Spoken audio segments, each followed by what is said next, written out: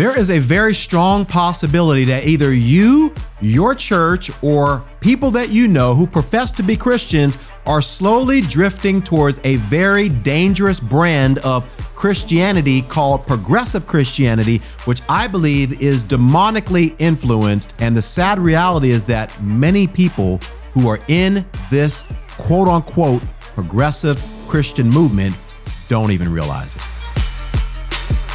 What's up, y'all? So check this out. There's a very dangerous brand of Christianity that has emerged on the scene over the past 20 years or so. It's called progressive Christianity. And basically, the premise behind it is that as the world has progressed, as culture has changed, as certain things have gone on in our world that have shifted the culture as it relates to moral issues and things of that nature, then hey, God has progressed in his view of these things, and therefore Christians need to progress as well, because if not, you're one of those Christians that are in a stone age, right? So for instance, Christians should be able to be homosexual and serve in ministry positions as pastors and be leaders and be ordained, and they should be able to marry whoever they want to be married to, and they should be able to do whatever they want to do with their bodies and things of this nature.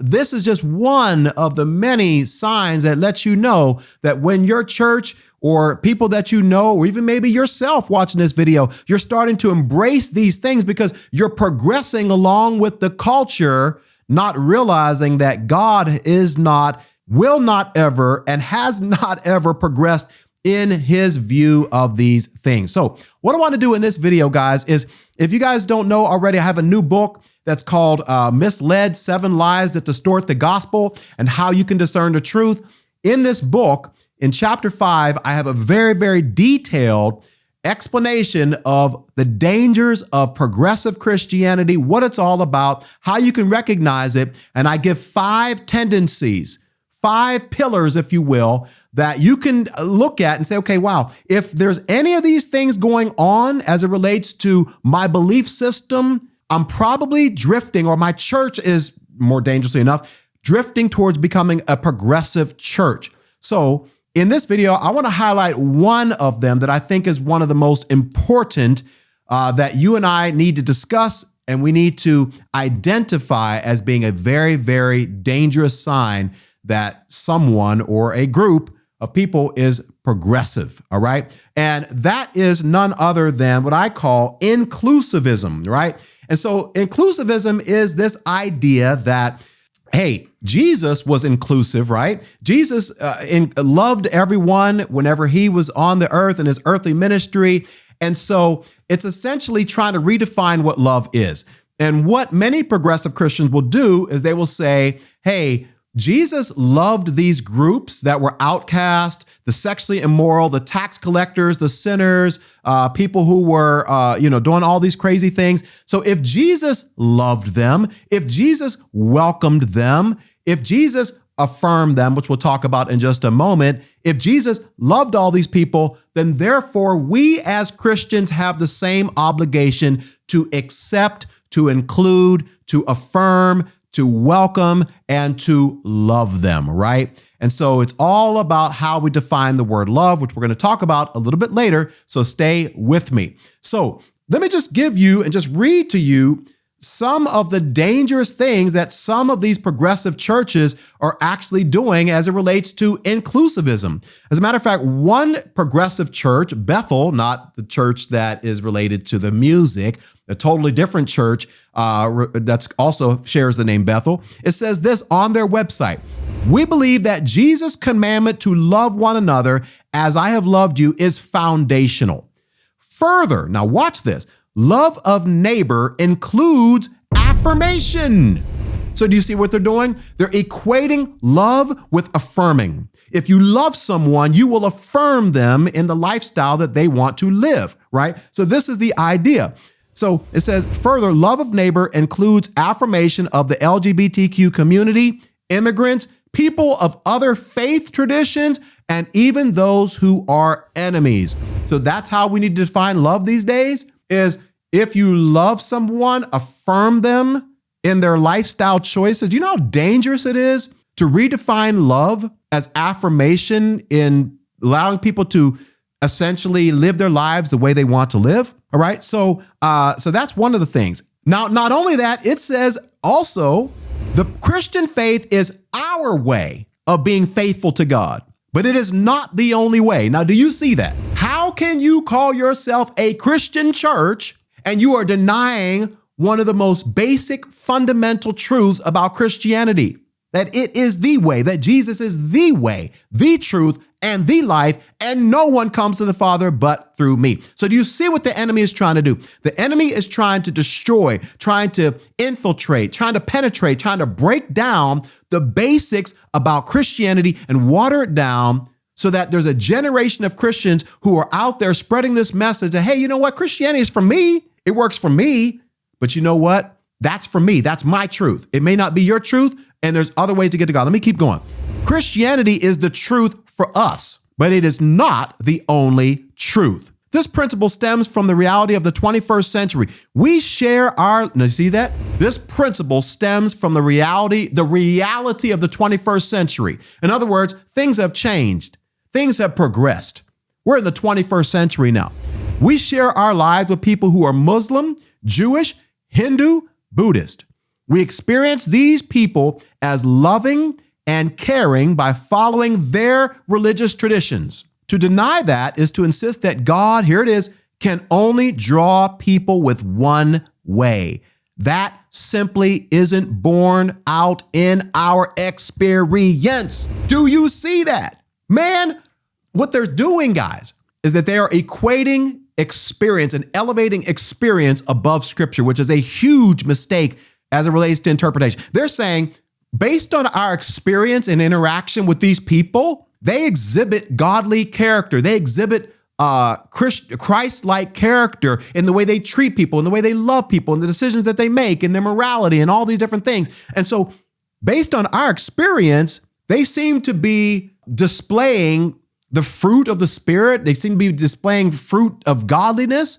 And so, because of that, it must be true that their faith, their way, their God, their experience is leading them to the same direction that our faith is leading us to. Because we have the same lifestyle, we have the same choices, same belief, different things like that. It says there, that simply isn't borne out in our experience. Guys, anytime you elevate your experience above what Scripture says, that's a dangerous place. And that is one of the signs of being progressive. So this idea of being inclusive is a strong pillar of progressive Christianity. But what I want to do now is I want to flip, because what I do in my book, guys, is with each one of these 5 pillars or tendencies of progressive Christianity, I give a biblical response. So what is my biblical response to inclusivism? Well, listen, guys, here's the idea. Love does not mean acceptance, as I mentioned earlier. Can you imagine if I said love means to accept people who are the way they claim to be? However you identify, if you identify as a murderer, if you identify as a pedophile, whatever, it doesn't matter, because my job, if I say I love you, is to affirm your lifestyle choices. So I give several examples here where Jesus engaged people in the culture and he loved them, but he didn't affirm them. So let's take, for instance, how Jesus engaged the sexually immoral woman in Luke chapter 7, right? Did he engage her and say, hey, you know, I embrace you and accept you the way you are? No. Instead, he called her out publicly for her sin and then set her on a path of sanctification. Notice what he said. Therefore, I tell you, her many sins have been forgiven. That's why she loved much. He did not gloss over her sins. He did not rationalize it. He said, yes, she has sinned, but now I'm setting her free to serve me. Go in peace. What about Zacchaeus, the tax collector, who was swindling people out of their hard-earned money by padding his pockets, by collecting more taxes for the Roman government than the people actually owed, which was a dishonest trade, which is the reason why these tax collectors were hated by their Jewish brothers.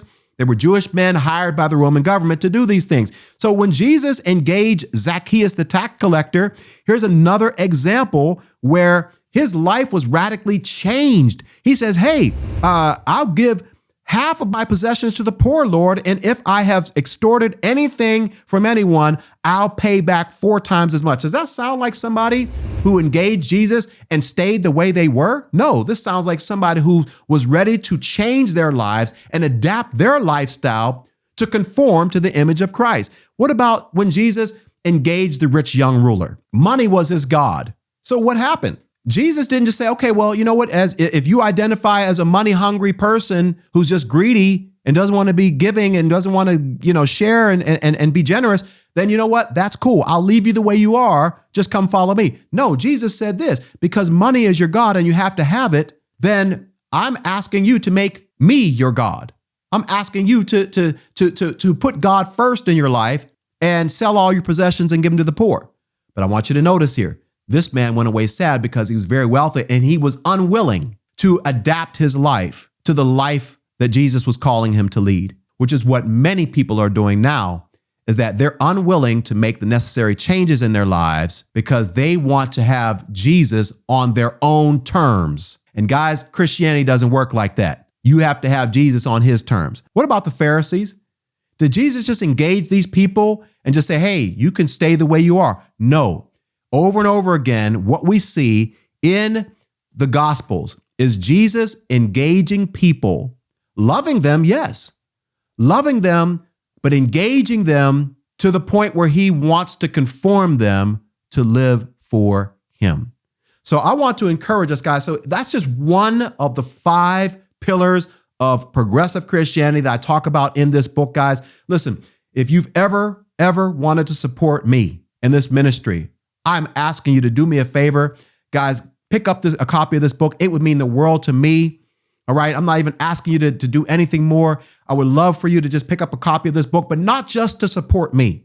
Throw that out the window. You need this book because it's going to help you discern truth from error from what I believe are the 7 top false teachings that are circulating around the church that might even be being taught and preached in your own church. Your lives are at stake because from wrong interpretation comes wrong application. We don't want you to be derailed. We don't want your idea of the gospel to be distorted. And that's the reason why I wrote this book. You can click the link below and you can pick up a copy of the book. But guys, listen, inclusivism and this idea that love means acceptance is not how the Bible defines love. And we need to get back to a biblical, Christocentric view of what love means. Love means I will accept you the way you are right now, but I'm going to do all that I can to help you conform